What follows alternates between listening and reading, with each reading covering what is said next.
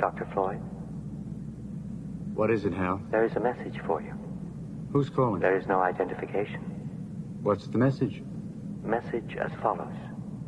It is dangerous to remain here. You must leave within 2 days. What? Do you want me to repeat the message, Dr. Floyd? Who recorded it? This is not a recording. Who's sending it? There is no identification. I don't understand. Neither do I.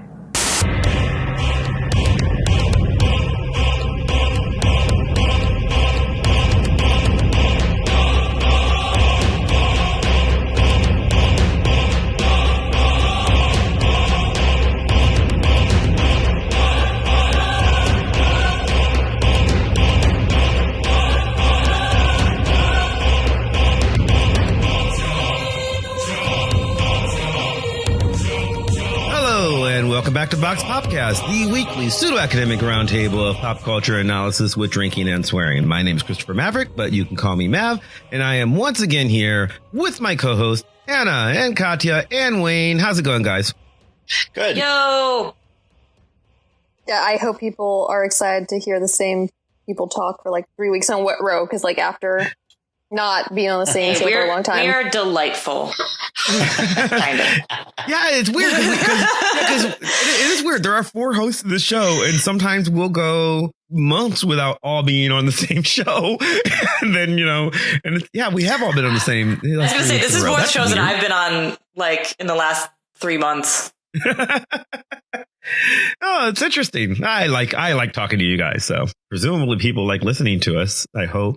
I mean, presumably the ones that are listening enjoy it, or they hate listen to us because they like to torture themselves. Hey, man, it's listens. Yeah. I guess. Yeah. It's engagement. Good. Absolutely. Well, we're doing something a little different today, I think. I guess, Hannah, you'll explain this, but, we already had a best of the year show a couple weeks ago. So what are we doing today? Okay, so I thought because we're now in 2020, we should maybe take a moment and think about like how things have changed since, 20, I don't know how words. 10 years 2009, ago? Yeah, 2009, 2010, ever how you want to count the decade, because this is not like a best of list. This is like, well, the world was markedly different at the end of 2009, beginning of 2010, and not just because I was starting college and Katya had just been unleashed upon the world, but oh boy, this is just going to become Kesha. This is your excuse to do a Kesha episode, isn't it? No, I wanted to do a full Kesha episode, and you will not be able to stop me.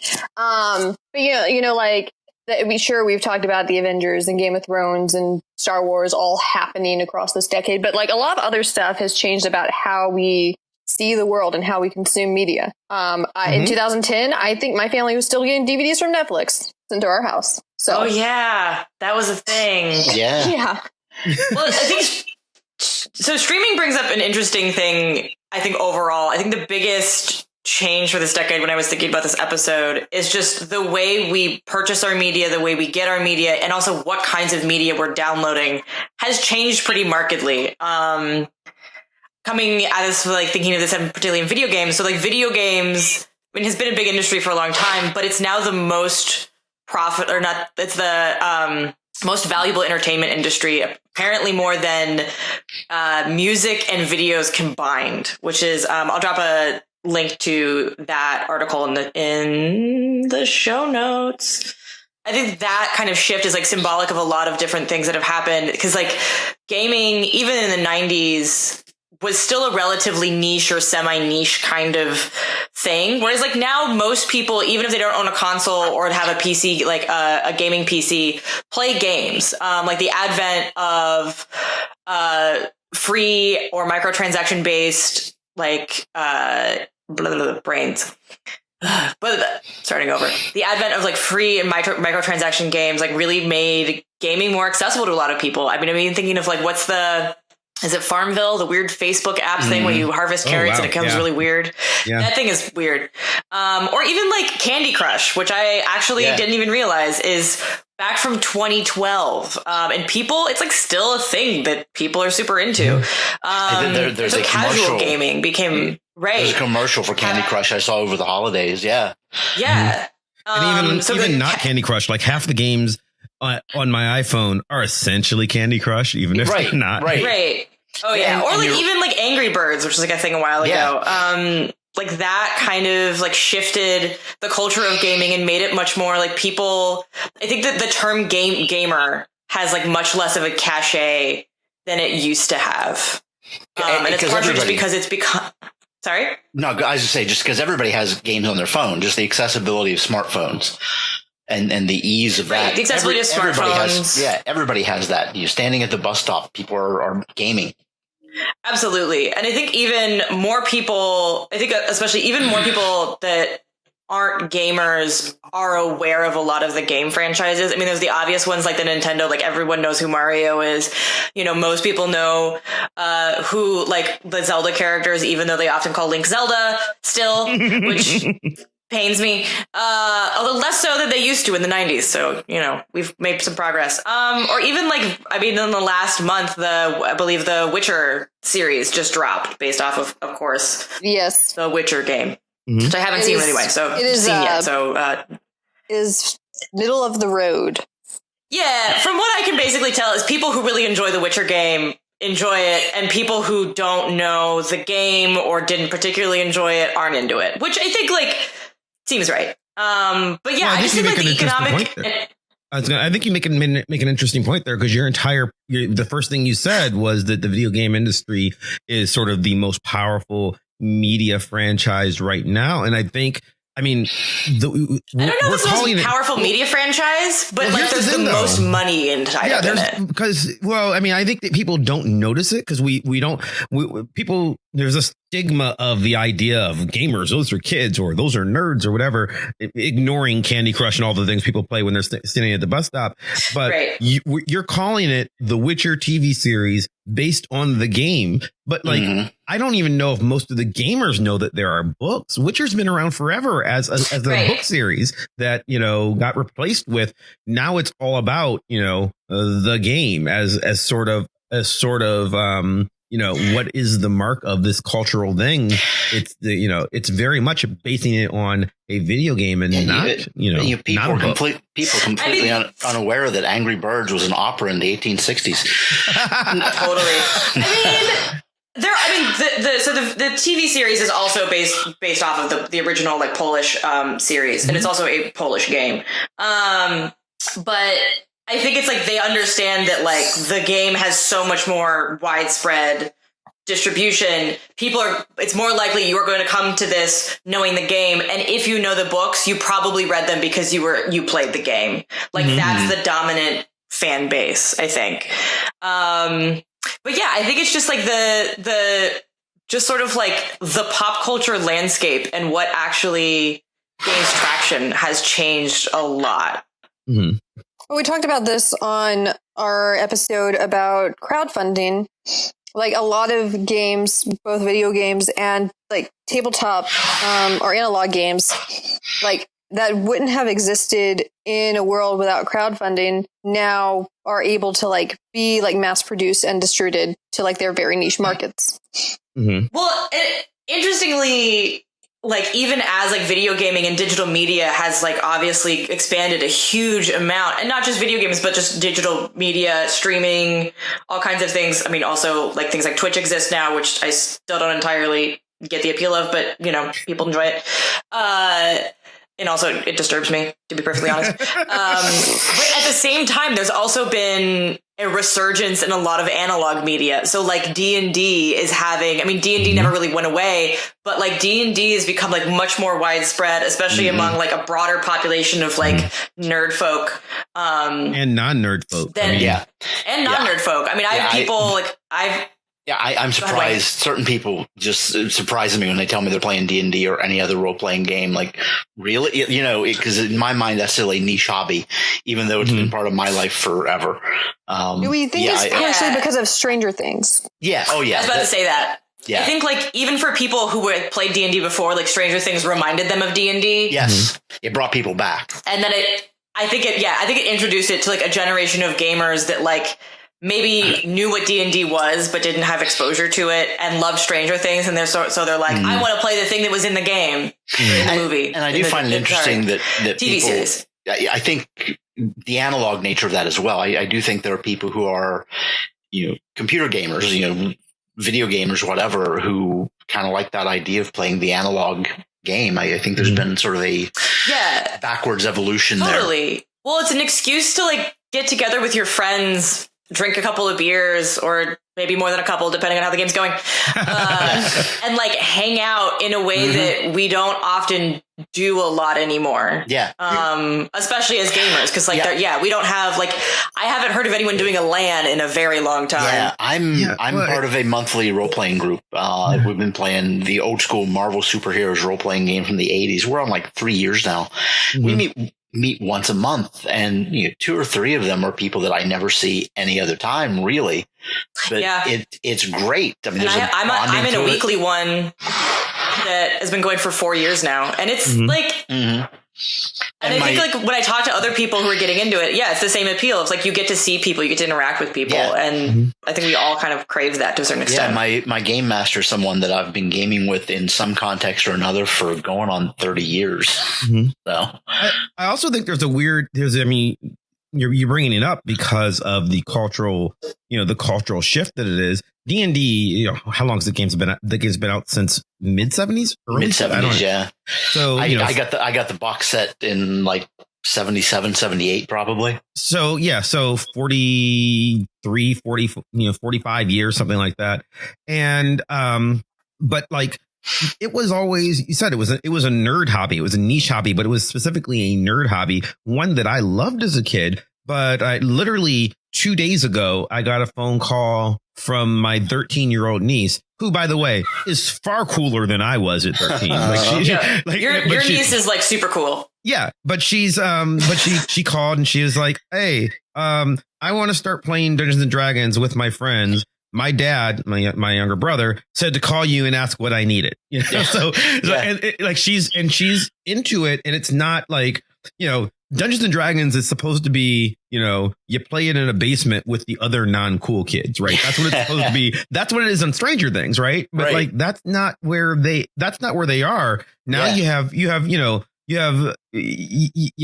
people, you have celebrities like having Dungeons and Dragons parties, and then you've got Vin Diesel, the biggest D&D nerd ever. Watching, not ever, obviously. Deborah Ann Wall, like the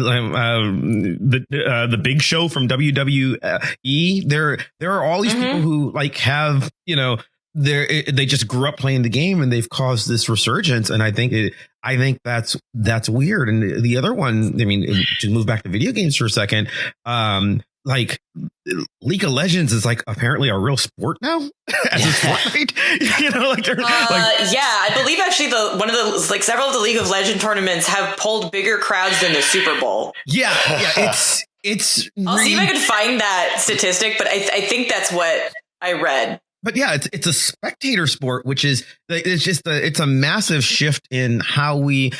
Now you want to make fun of it because it's like, that's weird, but not really, because when you're watching the Super Bowl, when you're watching a football game, you're not really doing anything. You're watching other people have fun, right? So like, why wouldn't you watch other people have fun playing a video game? I guess. It's just because it's not my thing, I guess. But that is a massive shift in what we think of as entertainment. I think there's also, I'm not a big esports person, but I think there's also something about it that, first of all, people who play esports professionally are not like typical gamers. These are people who actually train, are all kinds of like weird stuff. So I'm not saying that like esports people are just like casual, like normal gamers, but I think that there's an idea of like they train by playing ridiculous amounts of video games. What do lots of gamers do? Play ridiculous amounts of video games. So I think there's an identification there, like in the same way that like athletes, identify with professional athletes more than maybe the casual, viewer of sports. And I think as like gaming has become so much more widespread, that population that identifies with that is like, oh, they are one of me, basically, has only grown. Technically speaking, I am a basketball player in that I own a basketball, and I do enjoy shooting it through a hoop. I also play tennis, and and on occasion football. I am not in the NBA, NFL, or WTAF. Like, I am not going to be, right? I own a car, so apparently I'm into NASCAR. Yeah. So, but yeah, I mean, if it's something I get it. If you really enjoy, like I really do enjoy going and shooting hoops, right? Like, that's fun for me. So I get how that, that translates. But like me playing basketball in the park is not the same thing as an NBA game, right? Like it's a fundamentally different activity that just happens to have sort of the same similar mechanics. rules. Yeah. Yeah. Like, I have played basketball. I've had the opportunity to play basketball against an NBA player before, which is to say I was on the same physical court. Yeah. As a distant cousin of mine was a professional basketball player. So I have played basketball against Kevin Edwards. Against is a very generous term. Very loose term. We were shooting at the same basket. To say that we played against each other is more credit than I deserve, He was playing professional basketball and allowed you to be there. Right. Yeah. We were at a family reunion together, so it's like, yeah, sure. It's like when you pat the child on the head for A for effort, but minus several hundred for good thinking. Yes. Good for you, Mav. Yeah, exactly. So I think that there's something to that. I mean, it is interesting, the shift to where I don't think that video games as a market, video games was a hobby entirely in 2009, 2008, right? Like I'm sure there were professional video gamers, but it's not the same thing. But definitely not in the scale and as there is now. And I think this happened in a lot of different media forms. Like nerd became no longer just a mark of the unpopular kid or whatever, but it actually became kind of cool. Yeah. Well, actually, multiple professors in mine and Katya's English department have commented to me, none of them who work on video games have said that they find it to be the dominant media of our age, not just in terms of how much money it makes, but how what people turn to imagine the world in a certain way. It's replaced the novel or film or even television, in their opinion. Right. I mean, one of the things, speaking about just using the finances as a correlation for sales and sort of how widely distributed it is, Grand Theft Auto 5, which I'm not going to lie, I'm not a huge Grand Theft Auto player, but Grand Theft Auto 5 is the most financially successful entertainment product of all time. Yeah. Period. Of any media form, any genre. And apparently it has made more than the Star Wars film franchise, which blows my mind. Yeah. I think that's billions and billions of dollars. Yeah. I think it needs to include the entire Grand Theft Auto series in order to actually beat the entire Star Wars series. But that's fair. I mean, yeah, but that's still insane because Star Wars as a cultural phenomenon, over decades is huge. It's also, Hannah, you will enjoy this. One of the articles I was reading compared it to it made more money than Gone with the Wind. So we can now use Grand Theft Auto instead of Gone with the Wind. Great. And it's been, much like Gone with the Wind. I mean, the reason Gone with the Wind made so much money, the most successful film of all time, was that it was in theaters for 3 years. Well, Grand Theft Auto as a franchise has been in production, in release for how many years? The dawn of time. Many years. Yeah. I mean, Civilization has been going on as a video game series since the 90s. Yeah, 97 and 5 and number 5 came out. The original release of number 5 was 2013, and it's just been expansion after expansion ever since then. So. So yeah, games are a thing. Well, and I think it's not just games. Mav and Wayne, you guys can probably speak more to this than I can, but especially this feels like a decade of comic books in a way that hasn't happened in a long time. Well, and oddly enough, it's never happened ever. Yeah, well, it's a decade of comic book properties. It's not a good decade for comic books per se. No, right. It is gotcha. It's the decade of the superhero and nerd adjacent, superhero adjacent content. There are lots of things that are comic book movies that we don't think of as comic book movies. What's the you can think of something like The Kitchen, which no one thought was a comic book movie, and also no one thought of as a movie. Right. Yeah. So it is. It's like the number of, I mean, the amount of product out there, you know, the Funko Pops and video games based on this stuff and movies based on this stuff and every show on the CW based on this stuff. But actual circulation of comic books are at a tremendous low. yes. The sheer number of books being produced, the print runs are terrible. Comic shops are struggling everywhere. And the ones that aren't struggling is because they're making up for the lost sales in comics and graphic novels through Funko Pops and action figures and all of that sort of thing. So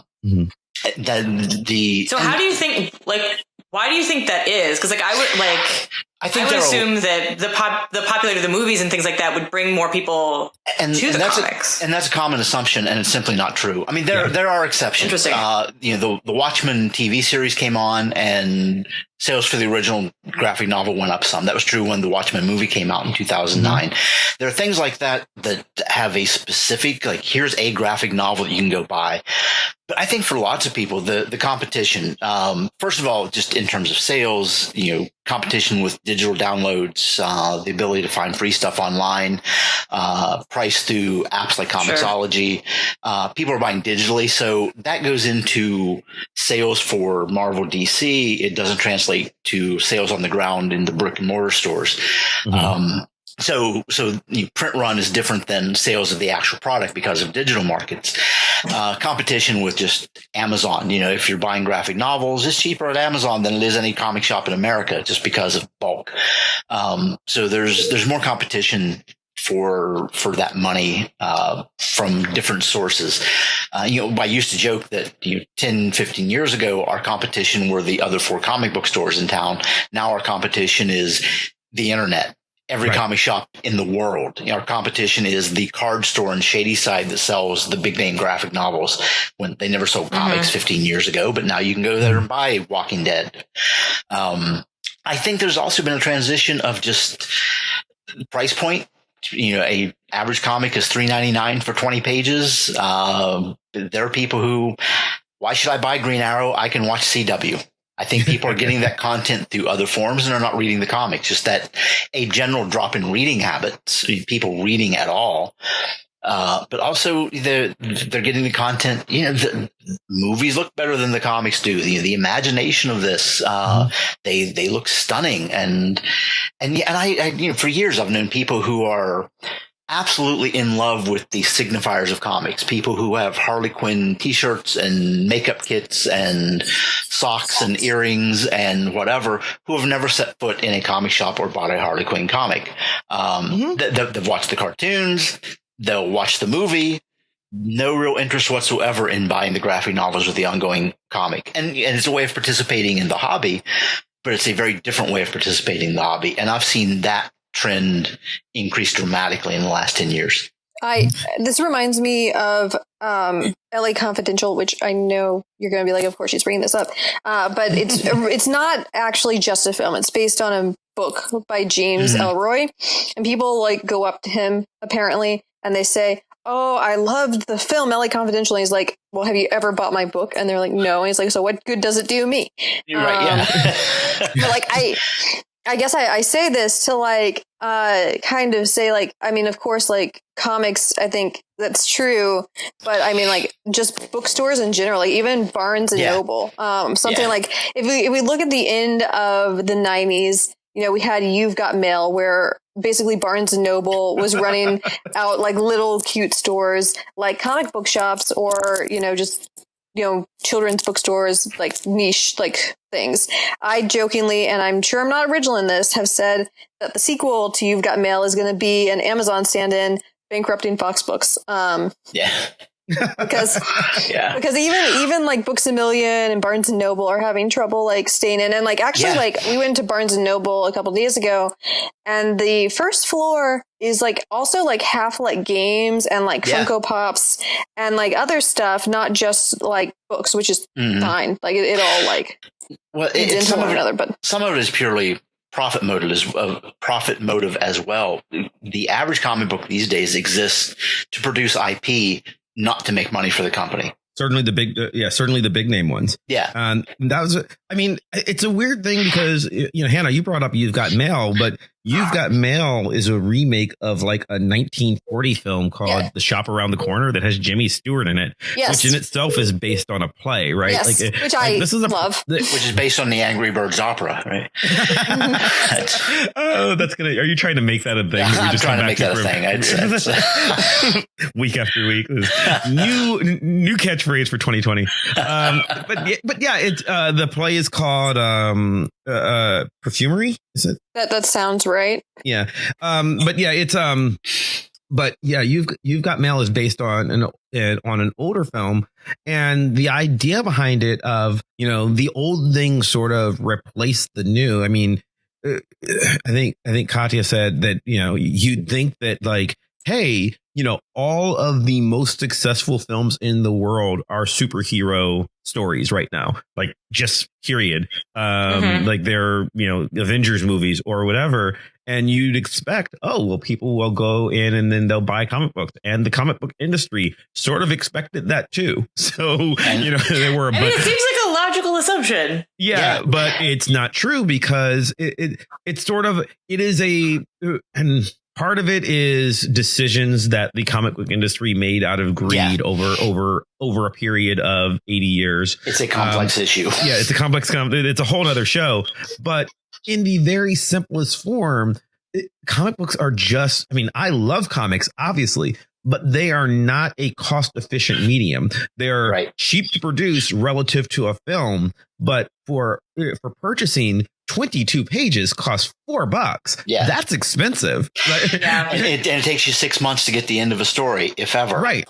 Yeah. And I mean, the magazine industry is dying faster than the comic industry is, because at least the comic industry has a lot of people a lot of nerds who are just devoted to it, who are going to keep buying stuff, until you pry them from our cold dead hands. Right. But I mean, there aren't enough of us. Yeah. And I mean, if you think about it, just trying to think of something. Well, it's hard to get into as well. Like, yeah. I mean, like, especially the superhero stories. Like, how many Spider-Man comics are there? And holy jeez, right now, the barrier to entry is impossible. 4 or 5 being published. No, right now. If you wanted to start from the beginning of Spider-Man and just like read the whole history. And nor should you. Even if you're interested in the character, you really that's should not. The way to you do should it. not. Yeah. You should actually just forget that like the 2000 Spider-Man stuff ever happened.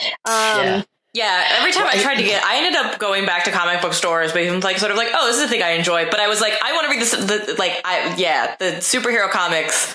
I'm just like, I'm not even going to try and figure this out. I'm just going to go read the indie stuff. And that's it. There is so much other content that I could direct you to. Like, I would find you something you would like, given the opportunity. No, totally. But there's so many other things. Like, there's 2 Netflix series that were on in the last year. One just premiered fairly recently, Daybreak and The End of the Fucking World. Were both based on graphic novels, and nobody knows that. Those are 2 graphic novels I barely know exist. My example is always Road to Perdition. The film Road to Perdition. Oscar-winning prestige film based on a graphic novel. There's no way to know that unless you just are. I guarantee you, anybody who watched Daybreak in the last month, if 2 people saw that on Netflix and went to a comic store and asked about it, I would be amazed. That doesn't translate into sales for the graphic novel. But the IP of that, Brian Ralph, who did the graphic novel, made more money off of optioning that to Netflix than he will ever make off of that graphic novel. So of course he did. And it makes sense because, I mean, so at this point, even ignoring the indie stuff, which frankly is more interesting as to people taking chances. The reason Marvel Comics exists, the reason DC Comics exist, is as a content farm to make films for later. It is relatively cheap. It's a loss leader in many ways, but it's relatively cheap to beta test this story about Spider-Man that I want to do in a comic book rather than spending $200 million to make a film. Right. So, and Marvel and DC both have 80 years worth of IP already produced. Right. So it's a hard, weird problem. And then it goes into the idea of, why in our Marie Kondo'd world, why am I buying physical paper media? Like, I can't carry a comic book around on my iPad. I can carry digital content on my iPad, and I don't even need to. I can stream digital content from the ether whenever I want to from the cloud. I'm moving and I have 20 long boxes of comics. Fuck. Yeah, I mean, I do it because it's the same thing. I buy physical. I buy physical DVDs. I'm weird. Yeah, I do too. But I do too, and you know why I do? Because you like bookshelves. Well, yes, I do like bookshelves. I like having physical copies of things, and it's not so much that but if you store it correctly, it's not clutter, and if it brings you joy and you actually use it, it's not clutter. According to Marie Kondo, we can cite her on this. Yes. It's not just about getting rid of all of your stuff. It's about keeping things that matter to you and taking care of them. Paper is an excellent insulator, so if you have enough books around your house, your heating bill will be lower. Which, I'm going to lose all my insulation when I graduate, so let's not talk about that. But the thing is, okay. We'll all be unemployed and driftless anyway, so it's fine. We've already kind of talked about it a little bit, but the way we consume content now versus at the beginning of the decade when people did this, but not as much, is that we have all of our, we don't buy physical CDs, our vinyl, our cassettes. Usually we buy it an MP3 digital album or just use Spotify or something. Or we buy a movie directly from Amazon or iTunes and have it stored in a digital library. But you know what happens when you have things stored in a digital library? That digital library is a private company has access to that digital library, and they can take those things away. Yeah, you don't actually you own it, but you don't actually own it. You own a license to see it. Yeah. Yes. Yeah. Whereas with the DVD, they aren't going to come to my house and repossess Coco. Right. But then you also have the problem, which I feel like was in some ways an issue of this last decade, is media format obsolescence, which in some ways it is. That's what at least the digital streaming and everything is one solution to that. Sort of. If you're clever enough, you can convert your cassette tapes to Blu-ray or digital copies you store on your laptop, not on Amazon server. Right. Yeah. Do you know how many people are mad that they've lost access to The Office or Friends suddenly because they've moved off Netflix to some other platform?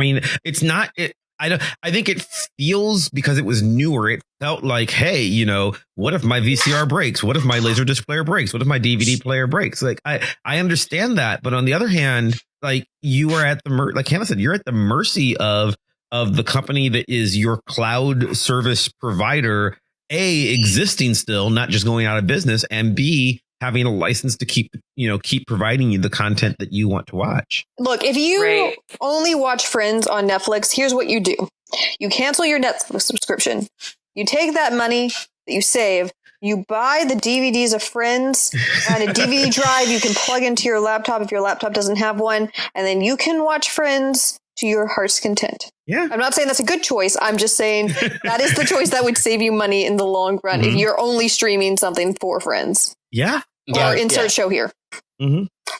Well, weirdly, also in the gaming industry, there's a version of that. It's not quite the same problem as streaming, but one of the other issues is sort of the issue, which isn't super new, but is an ongoing issue of DLC content, which is sort of you buy the game and then there's another game you buy onto it, which you can elect to buy or not. That's a little bit less controversial. The fun one is microtransactions, which the gaming industry basically invented. And the most common ones that come under controversy are the ones where basically you buy a loot chest and you get some kind of content that's inaccessible to other people, basically unlocking an item or some portion of the game that only you get to have because you paid stupid quantities of money. And it's actually become under the scrutiny of the U.S. government, and basically this is actually gambling, and this now has to be regulated. Josh actually wrote something about this for legal journal stuff in law school, because it's apparently a really big issue. Right, because it's a similar issue of you're buying something that you're buying something ephemeral. So it's like in the same way of buying access. You're buying the chance to get something determined by an algorithm that may or may not mean anything. And it's also like something that it's probably one of the major reasons that video games are so popular. And actually the statistics I quoted earlier, I'm not sure if it actually includes phone gaming, which is a quite profitable industry. Mostly because of microtransaction, because a 99-cent transaction for most people is painless. But when you see your your Apple bill or your Android bill at the end of the month, and there's $200 worth of microtransaction fees, it is definitely not painless. Actually, this is actually a weird problem because, I mean, you pointed out the gaming industry invented it. I beg to differ. The gaming industry made it work. Microtransactions, the comic book industry, or I should rephrase, the web comic industry, spearheaded by Scott McCloud and his the worst of his books, Reinventing Comics, which I actually enjoy.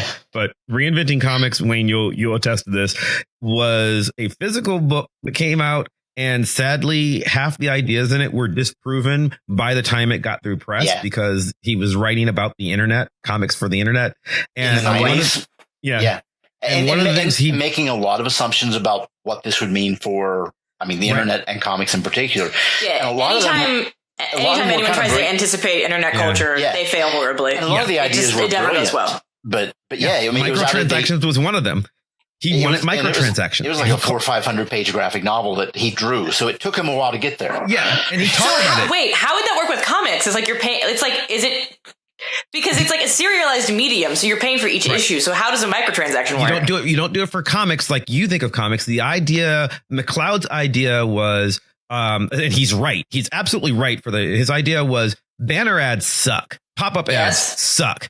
Everyone hates them. So here's an idea though. Like instead of doing ads, why don't I just pay a penny or a tenth of a penny every time I load XKCD? I'm a big XKCD fan. If I load, if it just charges me a penny every time, that's painless. It won't hurt. And then just like over the, if I read 100 XKCD comic strips, it's just cost me $1. I'm fine. And his idea was that like eventually that would be a revenue stream for the artist because he was very concerned with creator owned material. Sure. And then that would, it was literally a microtransaction. So little money that I don't care about it. And then the idea was we wouldn't need advertising anymore. He did not take into account piracy. He did not take. It assumes that just means an somebody will altruism go that you can't do. on and pay it, and then they will save that image file and redistribute it. Yeah. Yes. Like, and then these were all issues that in 1998, when he was working on this, just no one had thought of. Right. Totally. Mm-hmm. So, because the book came out in the year 2000, like towards the end of the year, I think. Yeah. And then like I remember him getting into arguments online with other comic creators. People were like, "This is stupid, man. It's not going to happen." And but he had so much cultural capital from writing Understanding Comics, his first theoretical book, that like people listened to him.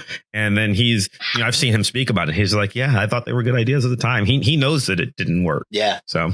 But the video game industry made it work, and they made it work, like you said, in a gambling way. It's amazing that they made it work for something where you're not even definitely like, at least for the penny, I know I get my comic. Right. I think it's arguably microtransactions, I think, are slowly destroying games that use them. And this is maybe another episode, but and I think that's why, like, both in the gaming and like in the gaming industry, like I haven't met a gamer that thinks microtransactions are a good idea. Maybe one exists. They probably work for a gaming company. Because like I don't know. Like I don't even like games that have an ongoing subscription fee. Similar to Hannah, I want to pay for the game and I want to play it and not have to worry about like ongoing fees, basically, because aside from like the financial like investment in it, it takes me out of the world because it's like, well, now I have to make a financial decision. Yeah. Like, even if it's small, that has to do with my actual world bank account, not I am playing this game and trying to be in this game world. And so, yeah, it just, nope. We should talk about, because that was one of the things that I wanted to talk about is I have just listed on my list, I have the streaming wars which is not just, I mean, this is video games, but for me, one of my big academic interests is television, and television fundamentally changed in the last decade in a way that I actually predicted and didn't like. What you'll remember is very starting around, you talked about getting DVDs on Netflix. When Netflix started doing we're streaming stuff, I remember the big thing going on online is like, I want to cut the cord. I want to get rid of cable. We're cutting the cord. And I was the guy going, no. I do not want this. Do not want, because there's too much niche stuff that everyone watches that you don't realize you watch. And the reason cable worked is because my mom's favorite show on television is The First 48. It's a show on A&E it's an investigative journalism show that she loves.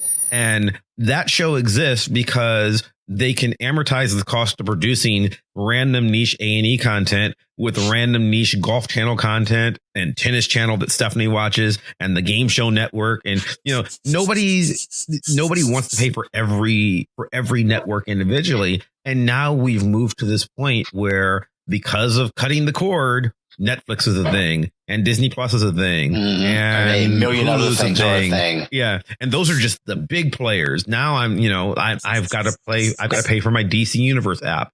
HBO Go's coming out. I'm sure, even little people like the CW has one, which is at least related to my cable bill. But like there are so many little transactions. And if you subscribe to everything, you now have a monthly streaming bill of like $500 a month. And I'm like, no. Yeah, I've somehow figured out, and I guess this is what lots of people do. If I pay for this streaming service and my sister pays for this one and my parents pay for this one, we can all get away with like the big streaming services only like paying, $15 a month each or something. And then we share, but they keep adding the more. System now. Well, and it's just going to keep getting more and more and more. I wouldn't call it cheating the system when they purposely set up like 4 profiles, knowing what you're going to do. There's sometimes the problem with sharing Netflix is that you have to pay for like more than 2 people to watch it once. So sometimes I'm like, hey, Mary, is there any chance that you'll let me watch this one thing right now? I also think that, aside from the money thing, this streaming sort of killed appointment television. I think we're losing. Yeah. I've mentioned before. See, I'm okay with that. I hate appointment television. Well, I'm okay. I'm sort of weird about it because I've mentioned one of my favorite books before on this show. I've mentioned nobody got time for that. The Revolution Was Televised by Ellen Sepinwall, which talked about us being in the second golden age of television.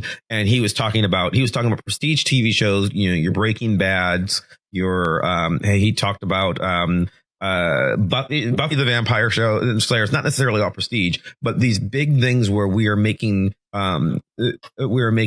serialized content that makes an artistic statement. Lost was one of his shows, things like that. And Sopranos, I think those are ending now. I think that Game of Thrones, was probably the end of it. I don't think that, like, there's still things like The Walking Dead's out there and it's popular, but people don't like get together. There's not a thing anymore where everybody talks the next day about, oh my God, did you see what happened? I think it's not as necessarily as big as Game of Thrones, but like my friends and I all got together on Sunday night and we watched Watchmen. And I think weirdly it's actually because the cost of streaming is coming back. Like a lot of people are doing with this with The Mandalorian. Is one person, like they all basically chip in for a Disney Plus thing, and then once a week everyone gets together to watch The Mandalorian. Like. I know a lot of people that have TV viewing parties, like even for streaming stuff. Well, that's what I mean.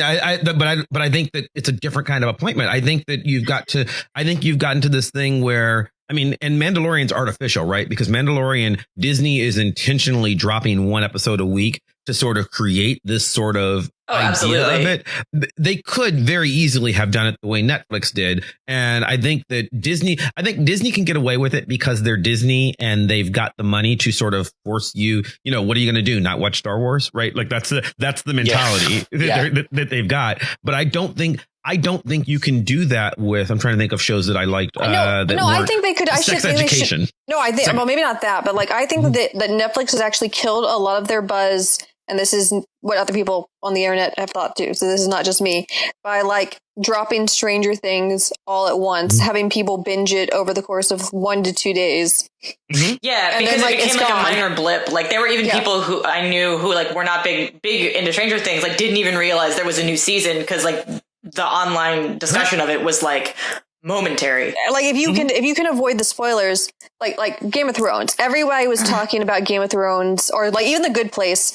Like you might not watch it at the time that the episode drops, but everybody's talking about for like a week after, and you have to stay caught up to not be spoiled because those shows have big twists like at every episode, one of them better than the other.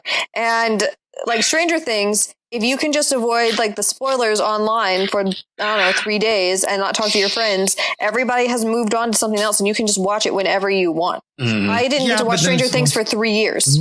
Literally 3 years. I waited for Josh to finish law school so I could watch Stranger Things. And like, I did not care about it. I forgot it existed, you know. Whereas I don't think it affects the content. I don't think it affects the quality of the content. No, I just but like you lose a community. Like Stranger Things is like the most popular thing on Netflix. But like, where are all the people? I mean, obviously not right now, and I guess we are kind of right now. Like, where are all the people talking about Stranger Things in a community all together, not online bingers? Because it's hard to like do that with binge TV. I mean, even like Gilmore Girls, something like my friends and I like watched, and like we still like go back to the old series and watch a little bit. It dropped over Thanksgiving. I binge watched it with my parents. They binge watched it with their parents. We were all extremely disappointed. We did not rewatch it together again. Well, we got like, it some was of gone. That online community, that discussion thing, Hannah, you know, with Lost, when Lost was airing, that appointment TV kind of thing. Yes. And that, you know, so much of the fun of that was there were the message boards at the time. You went on and people were posting screenshots and theorizing. And even if you were wrong, you weren't, I wasn't necessarily watching it with other people. I had a friend I worked with was watching it. So we would do this in person, but there was that online community doing that. And there was some of that happening with Watchmen this fall. But I think in general, when people just binge through something, everybody's watching it on different timelines. And I think there is something though, because like, so there are the one community I know of personally that still does that is weirdly the sewing community, because so like Marvelous Miss Maisel is, first of all, love that show, not caught up, but like the sewing world who's into like vintage fashion, there is a fashion history breakdown of every episode all over the place, people discussing it, like both like the costume design and the show.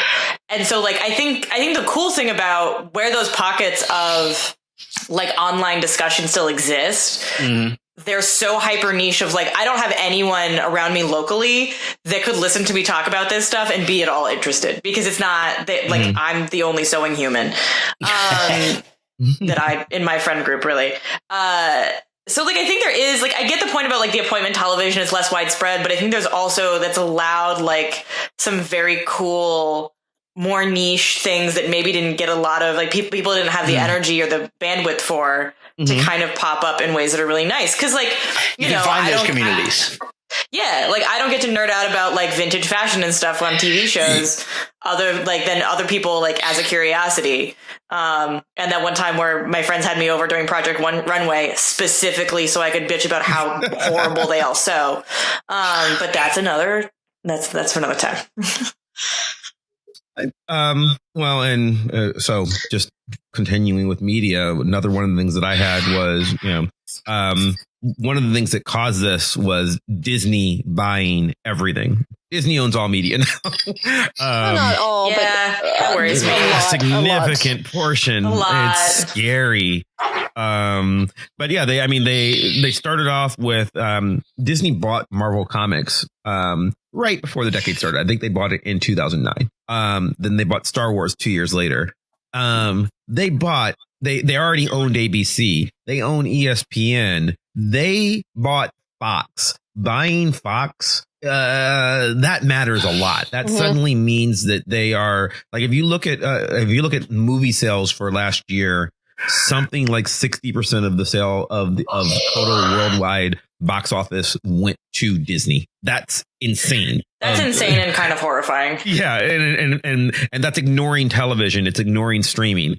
It's ignoring what little money they make from comic books. What money they make from toy sales. They own a travel company. They own, like, Disney is really has the budget of countries at this point. You think that maybe they could pay their workers since they have so much money?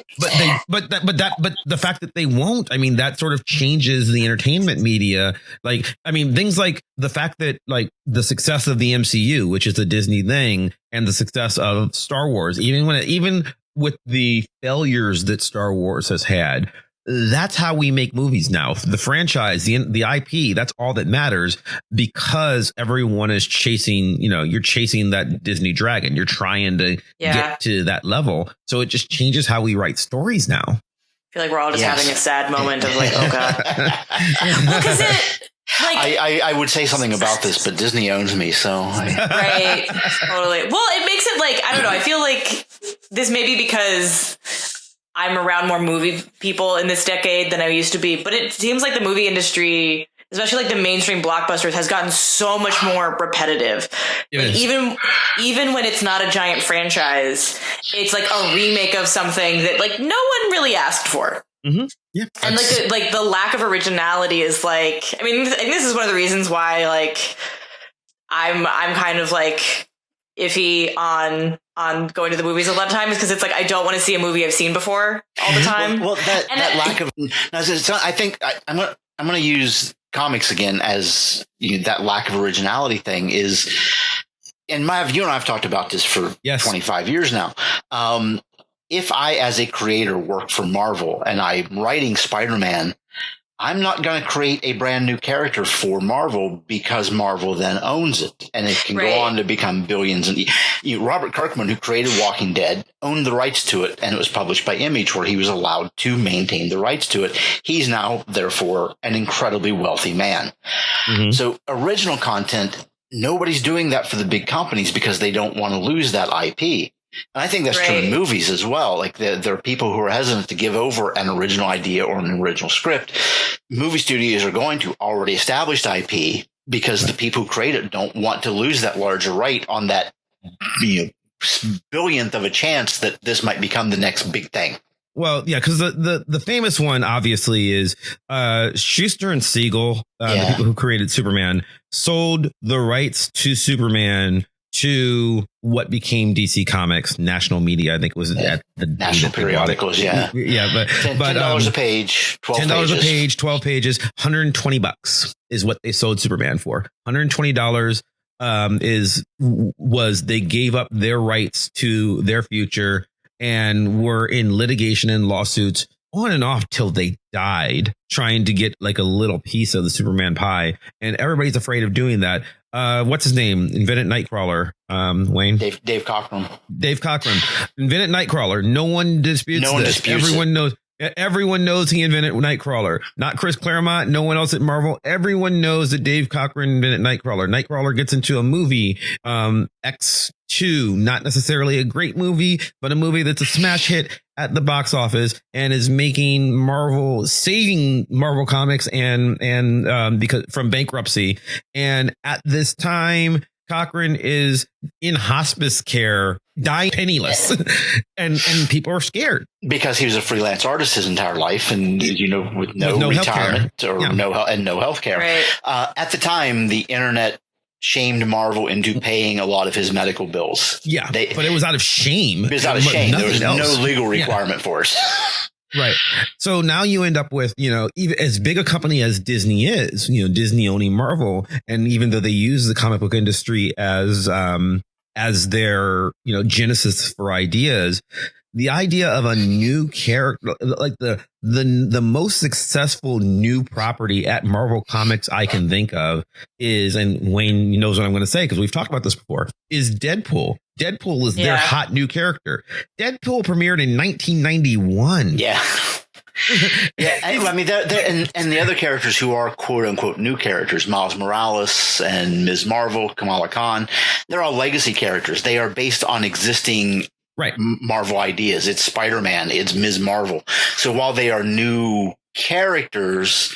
They are part of a legacy that couldn't exist. They couldn't exist without this legacy that they are. They're part of an existing IP. So they don't generate new ideas. And so because of that, you're sort of and because Disney, I think, sets the standard for how everybody else in media reacts, be they movies, comics, or novels or anything else, because Disney has sort of created this world where IP matters and no one wants to give up their IP rights.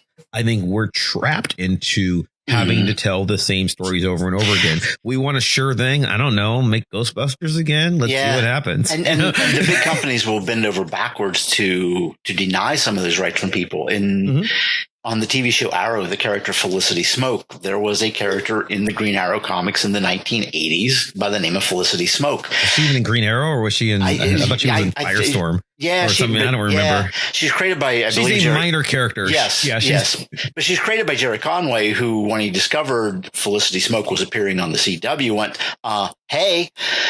And the response was the character appearing on the TV show was significantly different enough to be a brand new character. Therefore, he had no rights to it. Yeah. Oh, good Lord. And she is. I mean, she's completely unrelated other than name, but they did the name because they knew that they would sell some stuff. So, and that's a fairly common response on their part.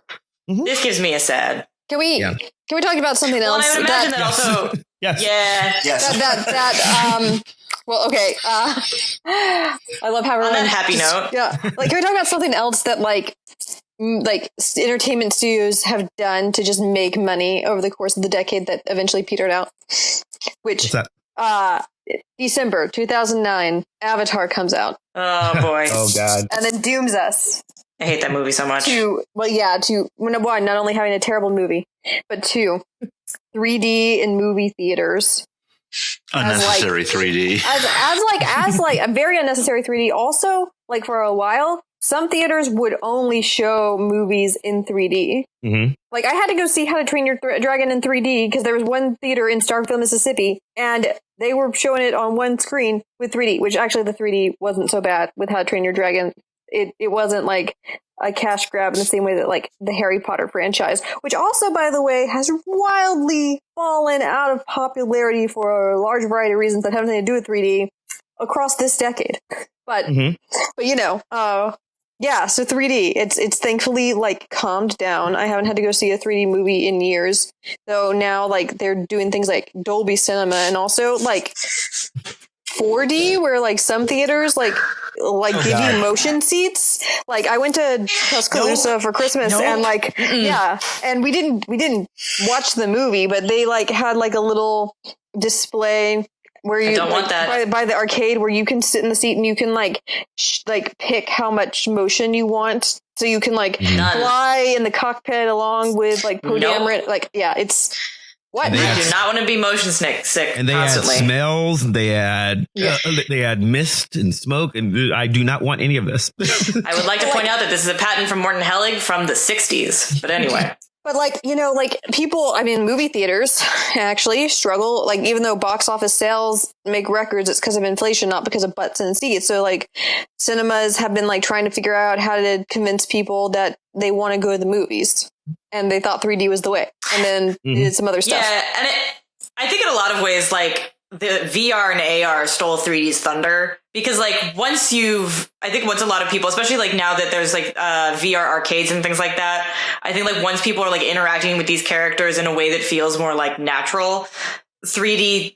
I think a lot of kids who like grew up with video games and a lot of more like intense media than like 3D, I think doesn't really appeal to them as much. And I feel like those kind of gimmicky things are often targeted towards like young adults, kids, things like that. And digital media in other forms has gotten so much more, I think, pull for that audience that 3D, I think, just like kind of screwed in that respect. Well, I have a nice happy one. Yay! I want happy. This is something, it's happy until capitalism ruins it, which is also part of this conversation. But I think that this decade has done, as far as pop culture media goes, and it's a reflection of how things have changed. This is the decade of diversity of in media types, and it's really easy to see with movies. It's really easy to see with particularly even with superhero movies. You know, you've got a Black Panther movie, you've got a Wonder Woman movie, you've got a, you know, hey, you know, there are other people in this world other than, you know, 15 to 25-year-old white men, so we're gonna make movies about them. And that becomes a thing. We're, you know, hey, we're just gonna, now on a more negative show than this, on, you know, you might have people who are saying, you are doing your SJW agenda and forcing it in my face and blah, blah, blah. And, well, let's not care about those people. Well, no, because I mentioned it because, yes, we are. That is a thing. And those are also the same people. Those are also the same people who don't like Baby Yoda, and they're wrong. Right. Well, but I mean, yeah, I think that there's they just don't understand joy. Right. There is a thing where we are now actively searching out and sort of trying to have a progressive agenda in a lot of our media, in an attempt to change the world. That is true. Sorry. I mean, not sorry, but and on a more cynical level, like, I think it's a way that a lot of media, I mean, we were talking earlier about like the era of the franchise and repetitive story. I think it's the way a lot of media companies are turning for the novelty that people are looking for, because it's like, oh, you're telling a story we haven't heard 10 gajillion times before. Right. Or at least trying to, you know, Wayne, you often say that, you know, the joy of reading is experiencing empathy for people who are not like you. Right. Yeah. And that's I think reading, music, movies, television, video games. I think that there is a thing where we are trying to sort of express differing viewpoints or cultural mora, or, you know, these are good things. Video games still lagging massively behind, except for in the indie sphere, but you know, they're trying sometimes. They're trying. I mean, it's slow. I mean, comics are it's funny because, you know, those people that, you know, I was talking about, they will tell you, you know, Marvel's constantly trying to do this. You know, Marvel's constantly giving us all the feminist superheroes or the gay superheroes. No, they're not. Like maybe 10%. Maybe, you know, like the vast majority of Marvel superheroes are white guys, like by a lot. White blonde guys. They're very Aryan. If you put Steve Rogers and Don Blake and Clint Hawkeye and Henry Pym in a room together, you can't tell them apart. Right.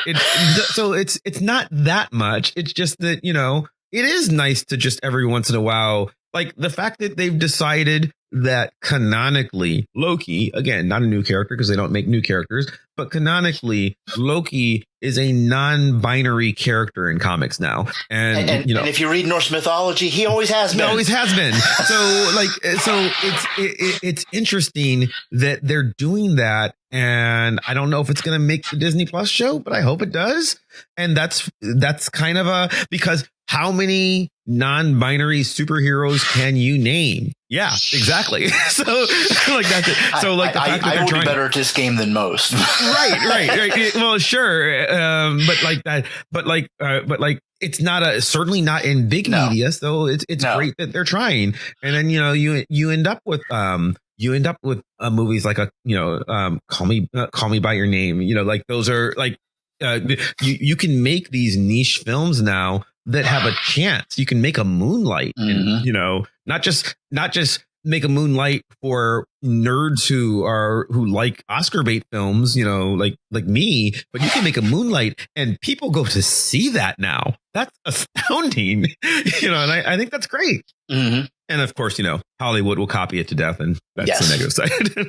Yep. Market it, but for now, I think, you know, I think that the fact that you can have movies, you can have, and I think that matters in a moment where we're doing stuff like, you know, Love Matters, and, you know, we're gonna legalize same sex marriage, and like I think that when in a world where we can normalize homosexuality, we can normalize being black, we can normalize being female or non-binary, like all the typically impoverished communities, we're trying to uplift them. I think that the fact that we're at least sort of trying in media, even if it's just in a ham-fisted, give us your money kind of way, is good. It's a start. Yeah.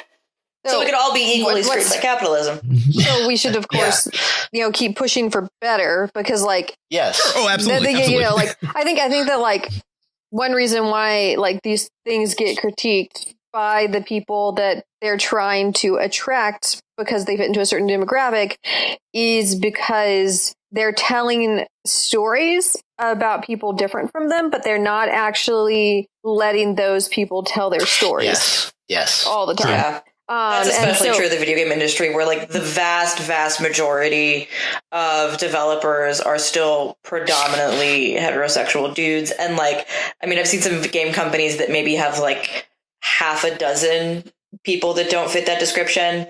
And it's out of 100, right, or more. And at least people that I've talked to anecdotally, like in the industry, even when those people are in the room, their voices are often ignored because the way that the gaming industry, like basically the status quo of the gaming industry, what's commonly done was made in an era where the vast majority of gamers were a certain type of person, often pretty hostile to the ways that women, more like not offensive. I would even say positive, but like not offensive representations of women, of minorities and things like that, where that wasn't not only not a priority, but even there were communities that were actively antagonistic to that. And that's the norm. So you're not just fighting against like the other people in the room, you're fighting against now like decades of gaming tropes. Well, look at what Kathleen Kennedy, who is in charge of Lucasfilm, said about women directing Star Wars. She's like, I can't think of a woman who's ready to direct Star Wars, which is full of, she said more than that to explain herself, but it's all still bullshit because look at who they've hired, and then fired to direct Star Wars. Don't give me that crap. Bryce Dallas Howard and a couple of other women directed episodes of The Mandalorian. Yeah, but no. If I remember correctly, in the history of the Star Wars franchise, literally, franchise movies and TV shows that nobody remembers, droids cartoons, literally. 2 women and 1 black person have directed any Star Wars, and both of those are in the last 3 months. They're literally since The Mandalorian. It's been the first ever Star Wars directed by a person of color, and the first ever Star Wars directed by a female person. Or both the end of the end of the decade. I think it's also there's a huge shift between the beginning of the decade and the end of the decade as far as representation in pop culture. Yes. For gaming specifically, Gamergate was 2014, which I think that specifically started for a lot of people, brought to attention the toxic populations in the gaming industry, and the gaming communities. And I imagine that similar shifts. Even we haven't talked about sort of broader political movements like Me Too, for example, changed sort of not only it was okay to say or do in public, but also companies now have to make, I think, a much more conscious effort to demonstrate that they're not shitty, horrible people, or at least they have to try and pretend. Or they suffer consequences, and some people have offered not, but which is a choice. I think that I would call it hashtag activism. I think that we very much focus when we're criticizing social media, when we're doing academic criticism of social media, but also even in popular social media criticism. We look at stuff we tend to only look at the negative stuff. We talk about social media, Cambridge Analytica, or hacking Facebook and losing all your data and everything.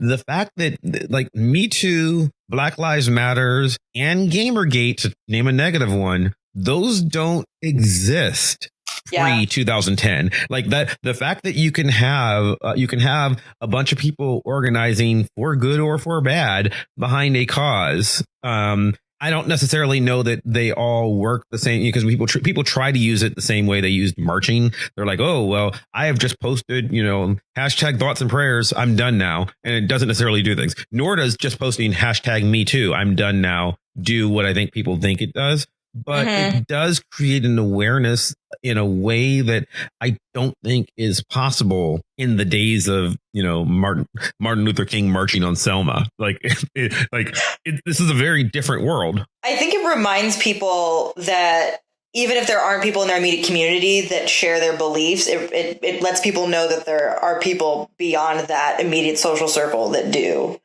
And it allows people to share information much more quickly. Like the idea of like the viral protest where basically someone's like, oh, we're having a protest here. And then like the next day there's 50 of them across the country. Like that's also like not. That's powerful. Yeah. Yeah. And yeah, sometimes it's a giant trash fire. But sometimes it's also very cool. Well, when you get down into the denizens of the various subreddits and chans and whatnot. Never read Reddit. No 4chan. Nope. Don't go to the dark web. Don't do it. Don't do it. Yep. Need eye bleach. But that's where so much of that negativity ferments as well. People find those communities just as easily, and that's. Yeah, that's like the dark side of it is that like you can find those communities. It becomes an echo chamber. I mean, we've even talked on previous episodes the way that algorithms, like all those Sith, they like pre-simp your content for you so that it's basically ingrained into your media that you're getting confirmation bias. Yeah. Well, okay. So with the negative and with the social media and stuff, I was trying to come up with like what were the things that I thought were the biggest pop cultural moments of the decade. And when we first talked about this episode, I thought, well, let's the MCU or or Star Wars or but I think that for me, probably the number one moment in pop culture is the 2016 election, or at least in the United States, the 2016 election of Donald Trump.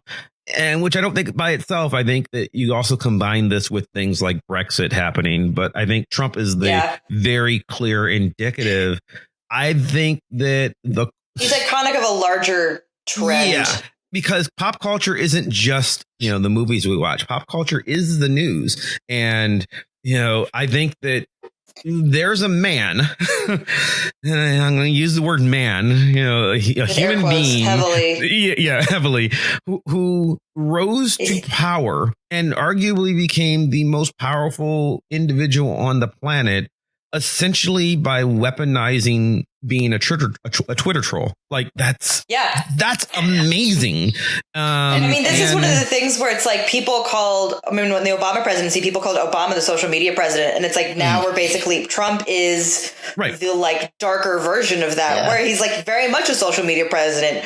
He's better at it. Like, He is not a better person, but he is 100% undeniably better at social media branding than Barack Obama was, and probably just about any person on this earth. And he spent 40 years weaponizing celebrity before there was social media.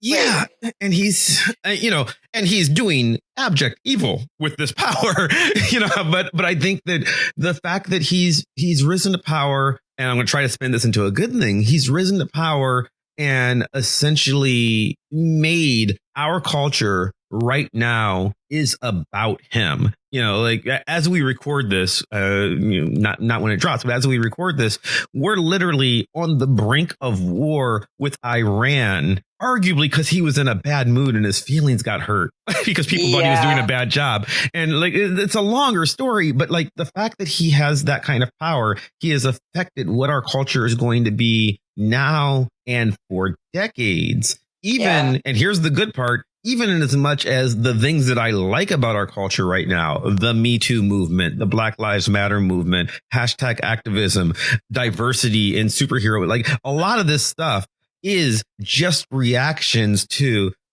Jesus, we've got this horrible person. Let's try to do the opposite. He has energized a lot of that stuff. Yeah. And so, because this stuff was all happening during like earlier presidencies, but like we weren't talking about it in the same way because I think there wasn't this like underlying villain. But I think there's also like an underlying cultural anxiety for a lot of people that wasn't present, wasn't there when you had a president and a national politician that like whether you were pro Obama or not, or like whether you trust your state representative or not, didn't feel as precarious and volatile in a way, like in the way that our politics feels now. Like now it feels like everything is constantly, if not in crisis mode, we're like a week from crisis mode. Yeah.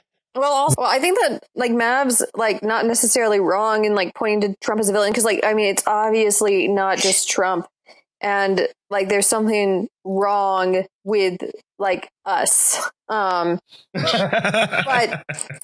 But like, I think that a lot of people like could look the other way in the Obama era, even in the George Bush era. And now everything's been like taken to like the logical conclusion of some of those policies that were always gross, and everything's been dialed up to an extreme that you can't look away. And and it's constantly in your face in a much more personal way. Like it's on your living room TV on the news every night. Or in your podcast feed or whatever. Whereas like a lot, especially things like the Me Too movement, like if that wasn't affecting you, like if workplace harassment, things like domestic violence or whatever, if that wasn't affecting you in your daily life, you probably didn't think about it on a daily basis. Like Wayne, we've talked about this. You're not a sports fan. I don't think I think I'm the big sports fan on this show.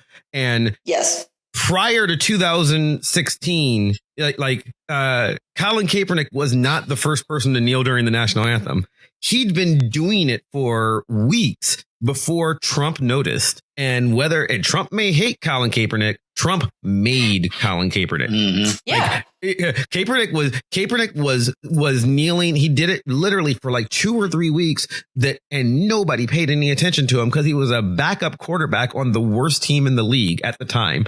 Like people don't realize that they were awful and nobody paid attention to him and it bothered him. And, Trump's an asshole and he's wrong. But the good part of it is at least people, they noticed him because Trump complained about it. So there was a little bit of backlash. Of course, the cost of this is it essentially ends Kaepernick's career. Right. Like, so it cost him a lot. But I do think that like it brought attention to not only the Black Lives Matter movement, which was his point in the first place, but into the, to an extent, to the incredibly racist history of the song that is our national anthem in the first place. So there's good parts. Also, it brought another thing to point out that the NFL is just terrible. Yeah.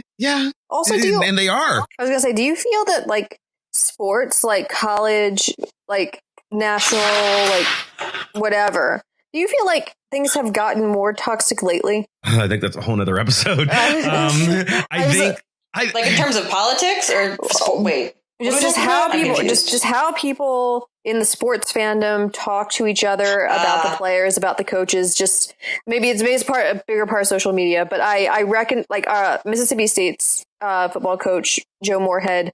Well, he's no longer Mississippi State's football coach. Got fired, and it was partially because the fan base was really toxic toward him. And I just noticed this like before we were recording. It doesn't matter. It's fine. I think that's a complicated question that I think maybe is a different show that we might have to do one day.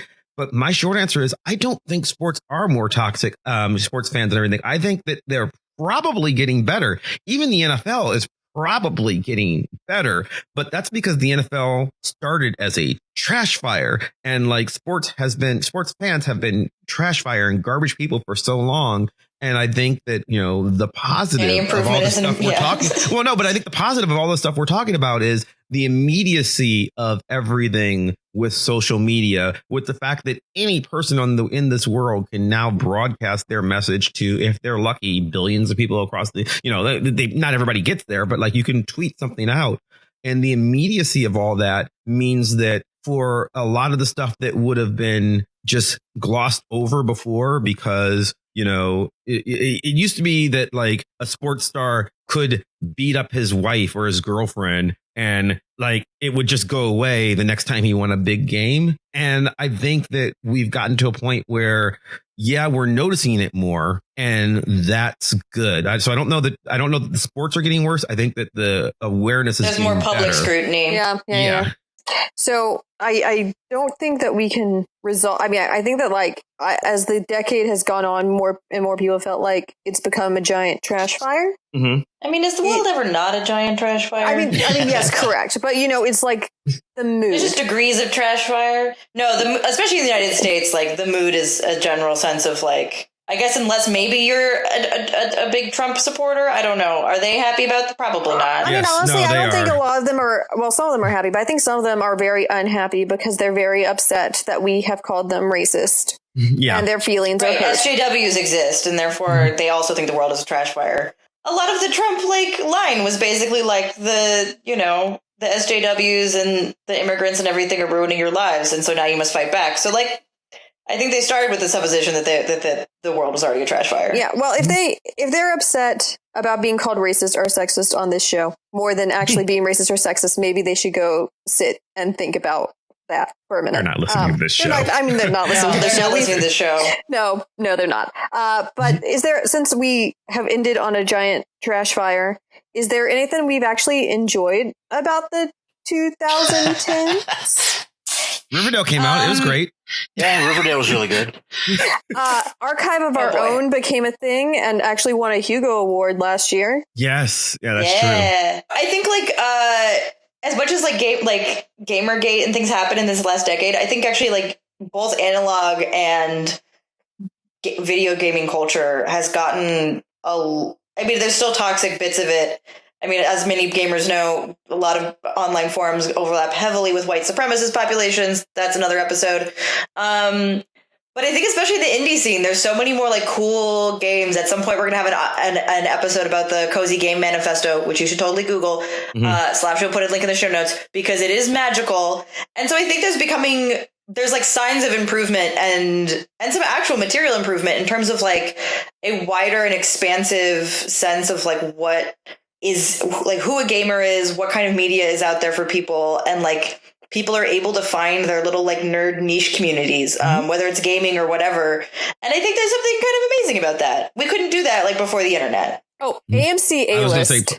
I was going to say, and podcasting, for instance, another niche thing. We exist. Yeah, there's 2000. I mean, podcasting's been around for 20 years now, but like I think this last decade's been great for it. Just like same thing with podcasting and all these social media type. Oh my God, we need to do a podcast about podcasts.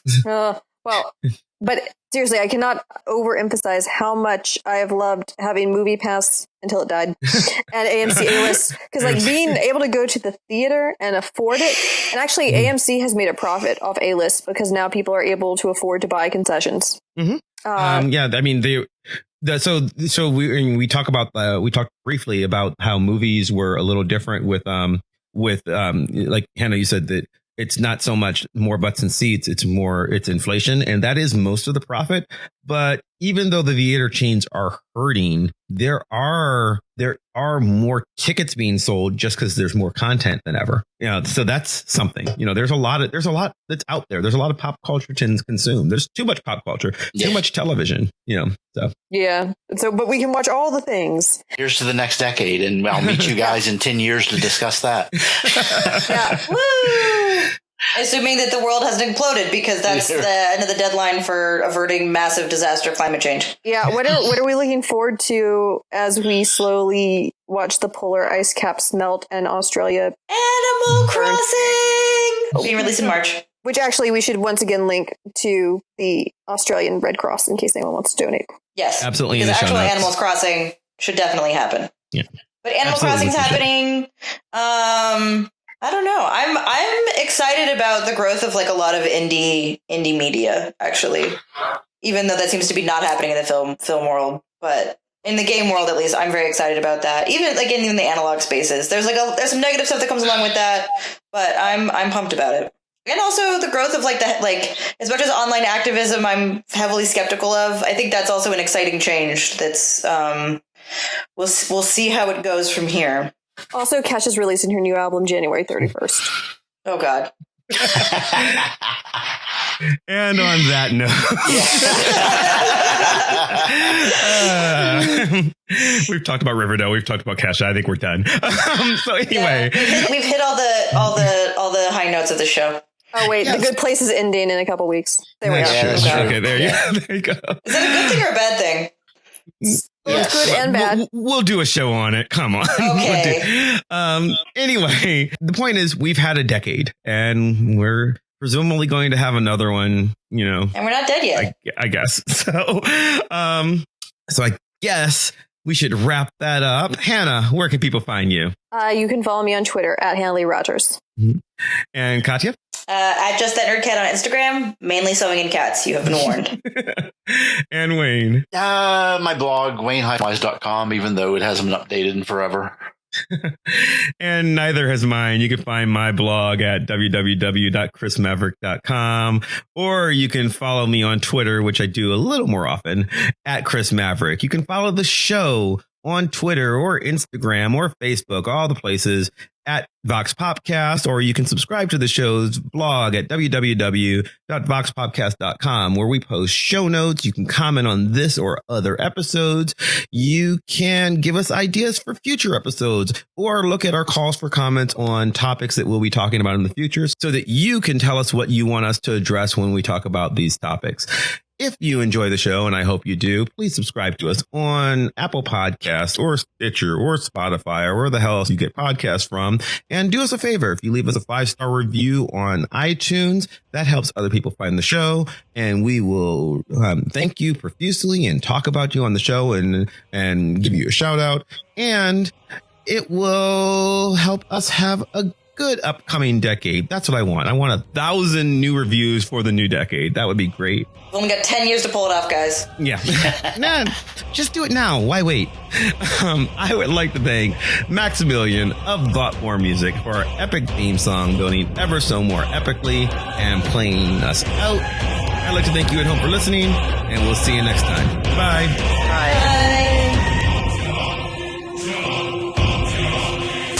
I've seen things you people wouldn't believe. Attack ships on fire off the shoulder of Orion. I watched sea beams glitter in the dark near the 10-house gate.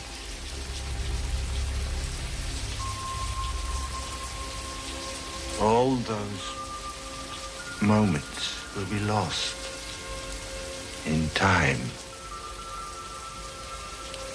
like tears.